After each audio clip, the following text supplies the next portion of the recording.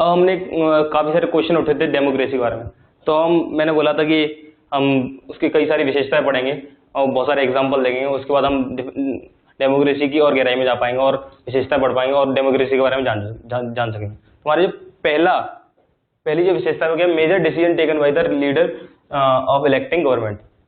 इसका मतलब है कि जो देश में जो जितने भी मेजर डिसीजन लिए जाने हैं वो सब उस गवर्नमेंट द्वारा लिए जाएंगे जो कि जनता ने चुनी है, ना कि उस गवर्नमेंट, ना कि उसके ऊपर कोई रूल करने वाला बंदा होगा उसके द्वारा। जैसे कि क्या हुआ था पाकिस्तान में 1999 में, जब जनरल परवेज मुशर्रफ ने एक मिलिट्री कूप चलाया था, जिसमें बाकी जो गवर्नमेंट थी वहां को खदेड़ दिया था वहां से, और उसके बाद वो वहां का सीईओ बन गया था, चीफ ऑपरेटिंग ऑफिसर पाकिस्तान का। और 2002 तक उसने पहले मिलिट्री रूल चलाया।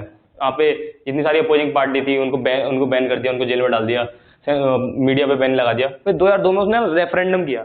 रेफरेंडम जैसे हमने लास्ट चैप्टर में पढ़ा था कि काफी सारे लोगों को एक जगह बुला के या फिर उनसे वोट करवा के कि आप किसी एक डिसीजन को सीधे हाँ और ना में जब पूछना क्या इस डिसीजन को पास कर देना चाहिए, इस तरह से उस डिसीजन को बोलते हैं हम रेफरेंडम। तो उसने 2002 में रेफरेंडम करवाया।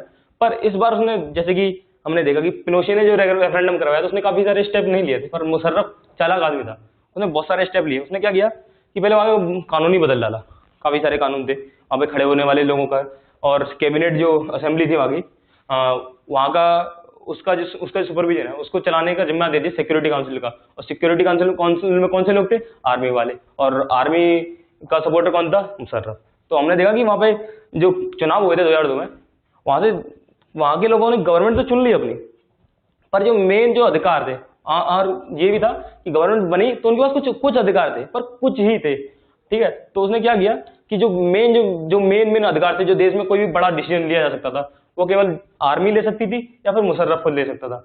2002 में वो मुशर्रफ वहां का प्रेसिडेंट बन गया, ठीक है। 2002 में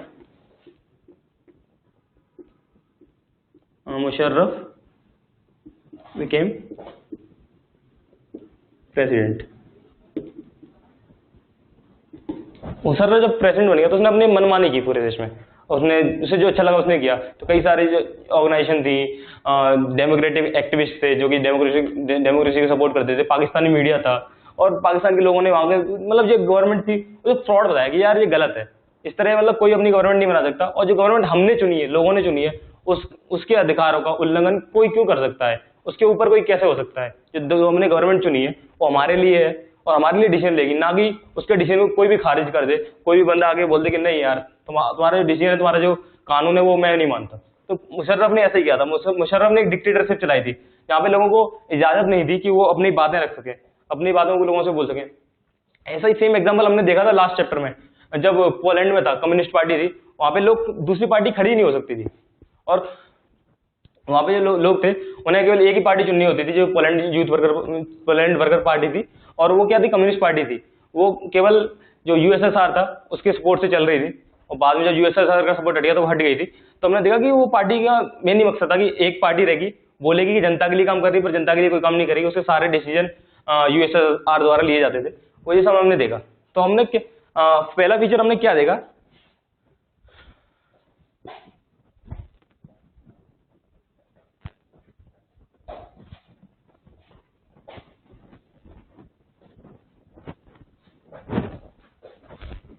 देखा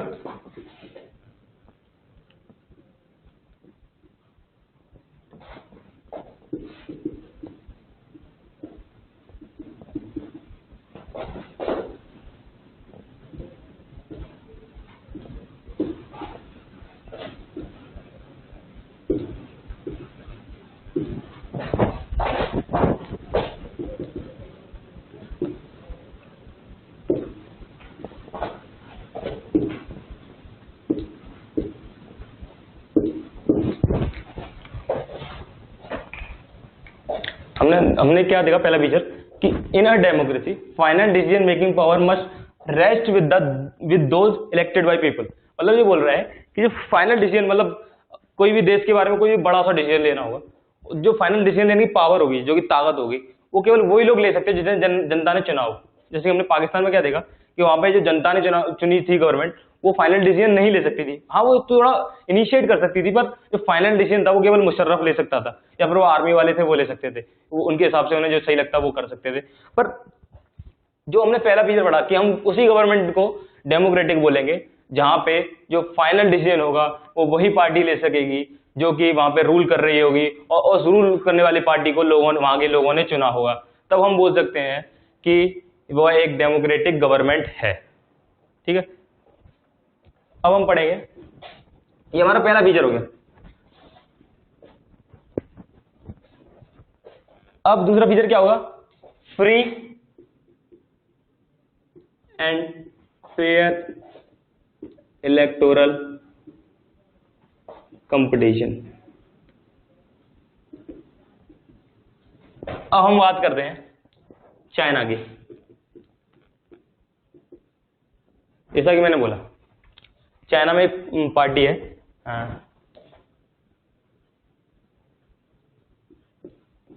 क्वांगो रेमलिन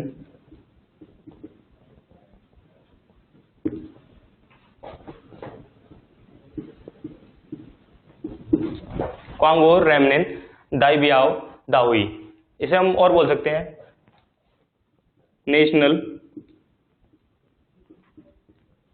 पीपुल्स कांग्रेस।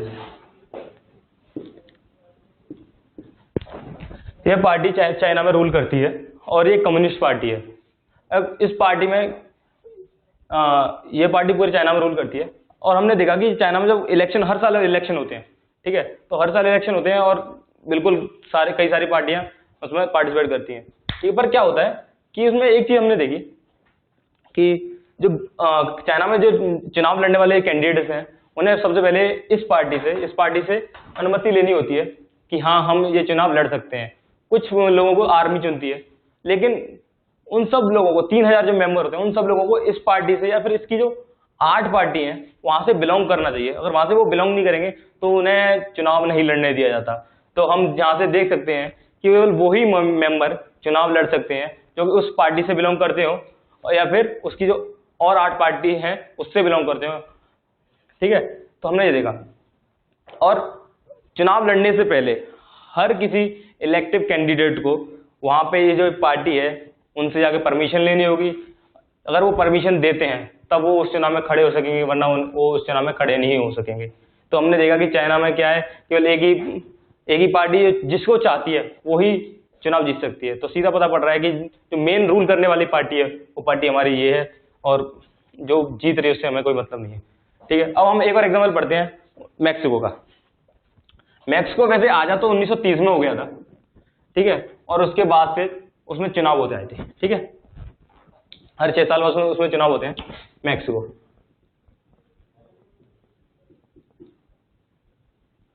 उन्नीस सौ 30 में आजाद हो गया था, इंडिपेंडेंस मिल गई थी।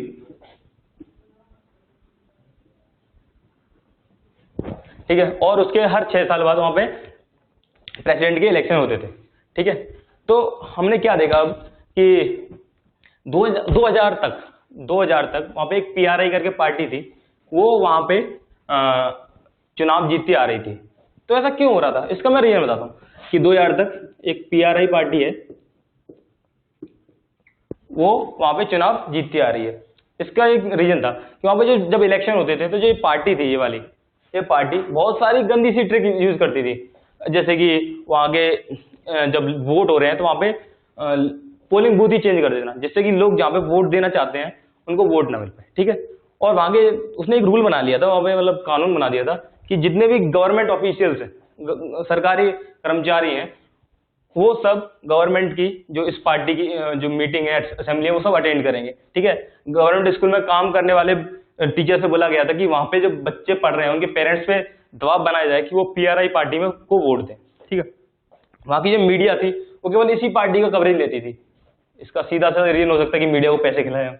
ठीक है, और जो दूसरी पार्टी थी वो उनको कवरेज नहीं लेती थी, उनकी असेंबली को नहीं बताती थी, उनकी गतिविधियों को नहीं बताती थी कि हाँ वो क्या कर रही है। और जो दूसरी पार्टी के लोग थे उन्हें हरास किया जाता था, उन्हें परेशान किया जाता था, जिससे कि वो दुखी हो जाए और वो चुनाव में पार्टिसिपेट ना करें। तो इससे हम देख सकते हैं कि केवल यही पार्टी थी जो वहां पर रूल करना चाहती थी और गंदी गंदी ट्रिक्स यूज कर रही थी। इससे हमें क्या पता पड़ रहा है कि एक फेयर और फ्री इलेक्शन नहीं है, जहां पर लोग अपनी मर्जी से लड़ नहीं सकते और लोग अपनी मर्जी से वोट नहीं दे सकते। तो वोट तो खैर अभी दे रहे हैं, पर अपनी मर्जी से चुनाव नहीं लड़ सकते। जो कैंडिडेट है, वो जो अच्छे कैंडिडेट है वो उभर के नहीं आ पा रहे, उन्हें पहले ही दबा दिया जा रहा है अपनी गंदी ट्रिक्स यूज करके, वो सब करके। तो ये हमने देखा कि मैक्सिमम क्या हुआ था।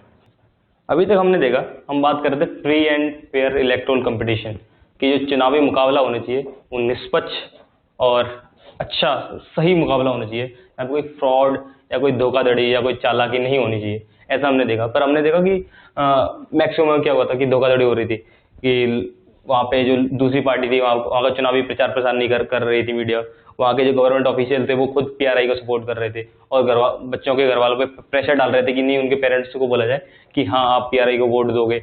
और वहाँ के जो गवर्नमेंट ऑफिशियल थे वो वहाँ के लोगों के, दूसरी पार्टी के लोगों को परेशान करते थे, ऐसा बहुत कुछ होता था। तो हमने देखा कि ऐसी पार्टी का जो कंपटीशन है वो फेयर नहीं है, जो चालाकी है, सीधी सी बात है। तो ये एक डेमोक्रेटिक गवर्नमेंट का क्या कहते हैं उदाहरण नहीं हो सकता। तो हम क्या बोलेंगे, डेमोक्रेटिक गवर्नमेंट को होना क्या चाहिए, हम बोलेंगे कि democracy must be based on a free and fair election where those currently in power have fair chance of losing। मतलब बता रहा है कि एक डेमोक्रेटिक गवर्नमेंट में, डेमोक्रेटिक कंट्री में क्या होना चाहिए कि वहां पे जो अभी पार्टी रूल कर रही है वो अगले इलेक्शन में उसके बराबर के चांस होने चाहिए दूसरी पार्टी के साथ, कि वो हार भी सकती है और जीत भी सकती है, ना कि उसका एक दबदबा होना चाहिए कि नहीं यार अगले इलेक्शन में भी ना वही जीतेगी, ऐसा कुछ नहीं होना चाहिए। तो हम बोल सकते हैं कि ये दूसरा फीचर है जो हमने पढ़ा कि डेमोक्रेटिक गवर्नमेंट में क्या होता है कि जो रूलिंग पार्टी होती है उसका चुनाव में हारने का बराबर मौका रहता है, कि वो हार भी सकती है और जीत भी सकती है। तो इससे हम यही बोल सकते हैं कि लोग जब चाहें तो रूल करने वाली पार्टी को अपनी मर्जी से हटा सकती है, अगले चुनावों में वो अपनी मर्जी से उन्हें वोट ना देके उन्हें हटा सकती है। इससे हमें पता पड़ेगा कि उस कंट्री में fair and free electoral competition है, चुनावी जो मुकाबला हुआ है वो काफी निष्पक्ष और अच्छा निर्णायक मुकाबला होना चाहिए। ठीक है, ये हमने देखा। अब हम अगला पढ़ें क्या,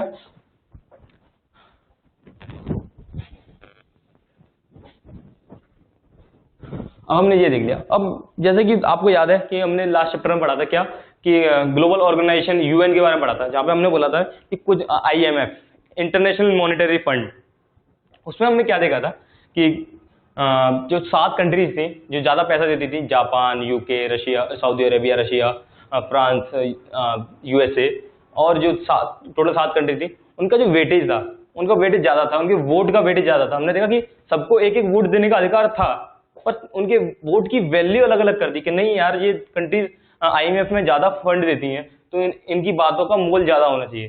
तो हमने देखा कि पहले भी डिस्कस किया था कि ये ऐसी जो ऑर्गेनाइजेशन होती है वो डेमोक्रेटिक नहीं है, क्योंकि इससे ना जो निर्णय होगा वो बाकी जो 166 देश हैं उनके पक्ष में नहीं आता, केवल जो 7 कंट्री चाहती है उसके उनके पक्ष में जाता है। ऐसे हम देखेंगे कि कुछ कंट्रीज थी वहां पे क्या होता था, जैसे हम एग्जांपल लेते हैं Saudi Arabia.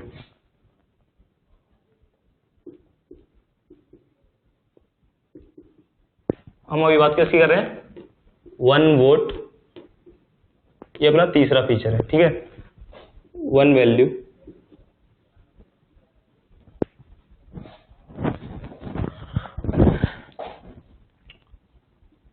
for each adult citizen। ठीक है, सऊदी अरेबिया में क्या था, सऊदी अरेबिया में औरतों को वोट देने का अधिकार नहीं है। ठीक है, और फिजी एक देश है, वहां पे जो इंडोजीनियस फिजियन है, एक तो 2 तरह के फिजी होते हैं, इंडोजीनियस और एक होता है इंडियन फिजी, 2 तरह के लोग। ठीक है, तो यहाँ पे वोट देने का अधिकार तो इन दोनों को बराबर है, पर जो इंडोजीनियस फिजी है उसके वोट की वैल्यू इंडियन फिजी के वोट्स की वैल्यू से ज्यादा है। तो ये तो जैसा ही होगा कि जो इंडियन फिजी है वो अप्रवासी है, एनआरआई है उस देश में, तो उनकी जो वोट की वैल्यू है वो काफी कम है। एक और कंट्री है एस्टोनिशिया। एस्टोनिया में क्या था कि जो माइनॉरिटी रशियन पीपल थे, जो कि अल्पसंख्यक रशियन लोग थे, उनको वोट देने का अधिकार ही नहीं था। वो बहुत मुश्किल से लड़ पा गए उन्होंने वोट का अधिकार पाया था, फिर भी उनके साथ कई सारी ज्यादती की जाती थी, जैसे वो वोट दे नहीं पाते थे, और कई सारे उनके ऊपर रूल लगा दिए कि नहीं यार आप ये नहीं करोगे तो आपको वोट नहीं देना पड़ेगा, आप ये नहीं करोगे तो आपको वोट नहीं देना पड़ेगा। तो कई सारे रूल लगा दिए कि नहीं यार जो माइनॉरिटीज रशियन लोग हैं उन्हें वोट नहीं देने देना है, कि वो अपनी गवर्नमेंट वहां पे इलेक्ट नहीं कर सकते इंडोनेशिया में। तो हमने क्या देखा कि किसी भी कंट्री में अगर वो डेमोक्रेटिक होगी तो वहां पे हर एडल्ट सिटीजन को एक अपना वोट देने का अधिकार होगा, और उसके वोट की वैल्यू सबके वोट की वैल्यू के बराबर होगी। इसे हमने पिछले चैप्टर में पढ़ा था, क्या? Universal adult franchise.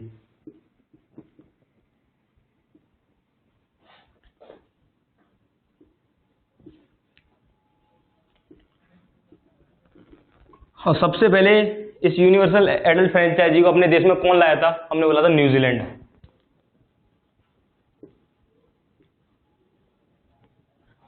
तो कई सारी कंट्री है जिनमें ये लागू हो चुका है, पर कई सारी कंट्री आज भी है, सऊदी अरेबिया है, फिजी है और लीबिया, वहां पे लोगों को वोट देने का अधिकार नहीं है।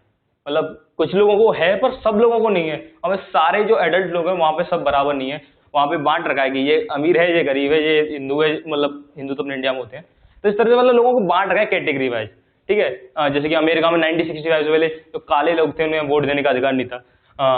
इंग्लैंड में पहले जो जिन लोगों के पास प्रॉपर्टी होती थी उन्हें वोट देने का अधिकार था, पर बाद में जब यूनिवर्सल एडल्ट फ्रेंचाइजी आई तो उन्हें सब लोगों को वोट देने का अधिकार हुआ। तो हम बोल सकते हैं कि एक डेमोक्रेटिक गवर्नमेंट में सारे लोगों को, वहां के सारे लोगों को एक अपना वोट देने का अधिकार हो और उन सबके वोट की वैल्यू बराबर हो। तो हम क्या बोल सकते हैं? हम सिर्फ एक डिसीजन पहुंचते हैं।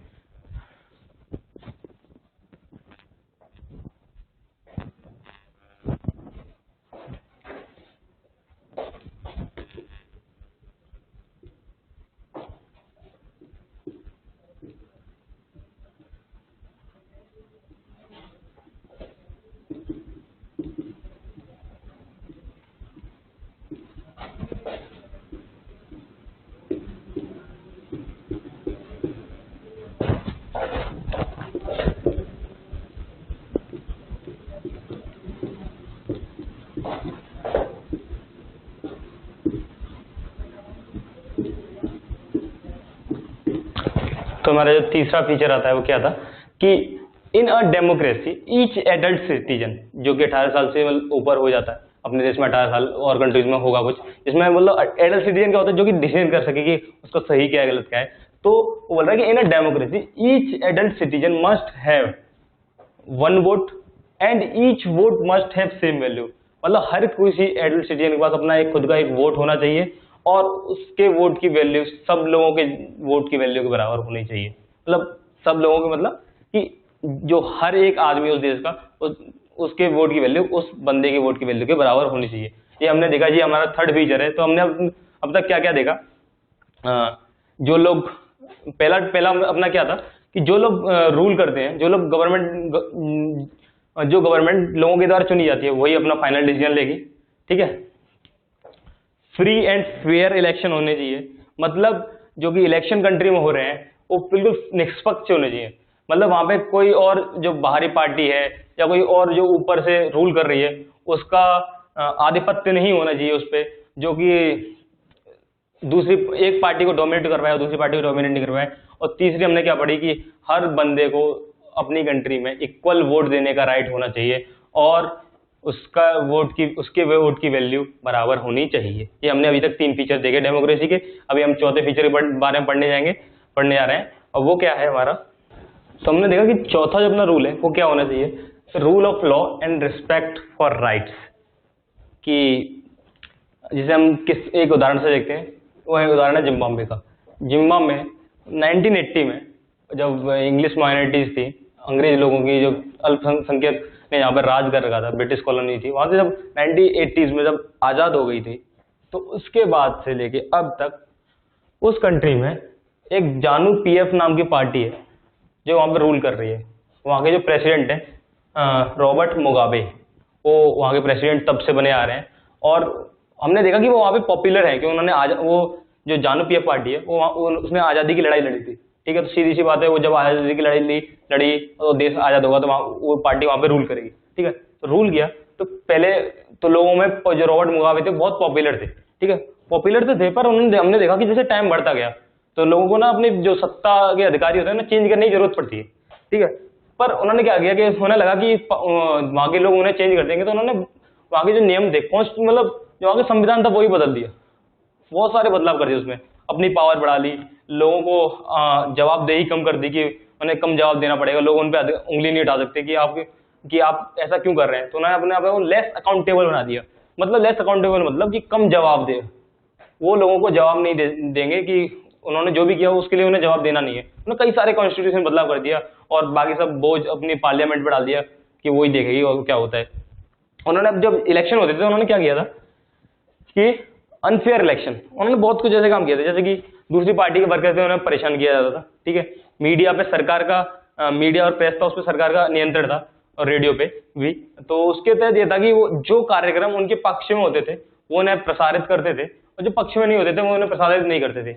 वहाँ का जो अखबार था वो हाँ इंडिपेंडेंट थे और लिखते भी थे लोगों पे। तो कुछ जर्नलिस्ट थे जो कि साफ साफ लिखते थे, अच्छा लिखते थे और प्रेसिडेंट के बारे में बुरा लिखते थे, तो उन्हें ना बहुत परेशान किया गया, जेल में डाल दिए गए, ठीक है। मुगाबे ने एक और रूल लाया कि आप वहां के प्रेसिडेंट को ज्यादा क्रिटिसाइज नहीं कर सकते, एक लिमिट रख दी कि हाँ आप प्रेसिडेंट के बारे में बस इतनी ही बुराई कर सकते, इससे ज्यादा बुराई की तो आपको जेल में डाल दिया जाएगा, ठीक है। और जो कुछ वहां की जुडिशरी थी, वहां की जो कोर्ट थे, उनके जो लॉ थे उन्हें खारिज कर दिया, उनके जो ऑर्डर थे उन्हें उसमें मानना बंद कर दिया। और जो लोग जो जजेस उसके खिलाफ जो कई सारे गलत कार्रवाई के लिए मुकदमा दायर करते थे, उन्हें गलत ठहराते थे मुगाबे को, तो उन्होंने जजेस को भी परेशान करना शुरू कर दिया। तो हमने एक ऐसा देश देखा जिसमें क्या हुआ कि वहां का राष्ट्रपति, वहां के जो जुडिशरी होती है, जुडिशरी जो कि वहां को सबसे निष्पक्ष प्रणाली होती है, कोर्ट, वहां पे उन पे भी दबाव डालना शुरू कर दिया। तो इससे हमें क्या होता पड़ रहा है कि यार ये तो उसके जो मानवीय अधिकार होते हैं, जैसे कि देश के क्या होता है ना, कॉन्स्टिट्यूशन बना होता है, उसमें ये होता है कि वहां के जो मानवीय अधिकार है, वहां के लोगों के अधिकार है, उनका सम्मान हो, ठीक है। हाँ, जो वहां के राइट्स हैं उन्हें चेंज ना किया जाए, जो लॉ है उनका सम्मान किया जाए, उनमें कोई बदलाव ना किया जाए, जिससे कि लोगों का संविधान में भरोसा बना रहे। पर मुगाबे ने ऐसा कुछ नहीं किया, उन्होंने अपनी मर्जी के अनुसार जो उन्हें सही लगा वो किया। तो हमने क्या देखा कि उन्होंने वहां के लोगों को सफिशिएंट स्पेस नहीं दिया कि लोग अब मतलब उनके खिलाफ आवाज उठा सकें, एक अपनी पार्टी बना सकें, जो देश में जो काम हो रहे हैं उनके बारे में एक जगह बैठ के डिस्कस कर सकें। तो इन सब चीजों की उन्होंने आजादी नहीं दी। इससे वहां पता पड़ता है कि जो लोगों के राइट्स थे, जैसे कि किसी के खिलाफ बोलना, किसी के खिलाफ एक पार्टी बनाना, ऑर्गेनाइजेशन बनाना, किसी के खिलाफ लिखना, किसी के खिलाफ कुछ चीज प्रसारित करना या अपने विचारों के व्यक्त करना, ऐसी कुछ आजादी उस देश में नहीं मिली थी लोगों को। तो ये चीज हमने देखी, ठीक है।